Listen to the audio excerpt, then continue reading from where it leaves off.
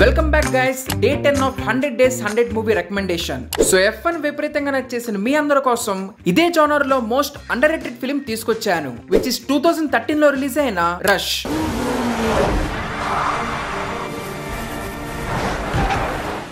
And నేను ఖచ్చితంగా చెప్పగలను, ఈ మూవీ F1 కంటే ఇంకా బాగా నచ్చింది. బికాజ్ ఈ మూవీలో రియల్ లైఫ్ అయిన James Hunt and Niki Lauda మధ్యలో జరిగిన లెజెండరీ రైవల్రీ గురించి చూపించారు, with excellent story and edge of the seat thrilling డ్రామాతో.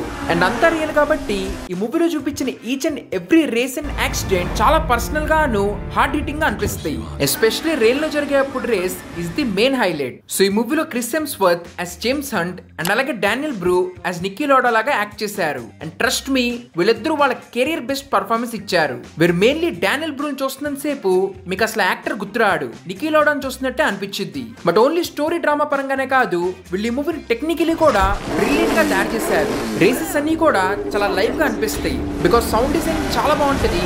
అండ్ రెండోది కెమెరా మూమెంట్స్ అవన్నీ అప్పట్లోనే చాలా బాగా చూపించారు. కానీ స్టిల్ వీటన్నిటికంటే బెస్ట్ పార్ట్ ఈస్ ఈ movie cinematography and colour grading. వీరు రియల్లీ ఈ టైప్ ఆఫ్ కలర్ గ్రేడింగ్ మీరు ఎప్పుడు చూసుండ్రు. దాంతో పాటు సినిమాటోగ్రఫీ కూడా అదిరిపోద్ది కాబట్టి చూసేప్పుడు each and every frame masterpiece లా అనిపిస్తాయి. సో ఇలా ఈ మూవీ అన్ని విధాలుగా ఎక్సలెంట్ గా ఉంటది.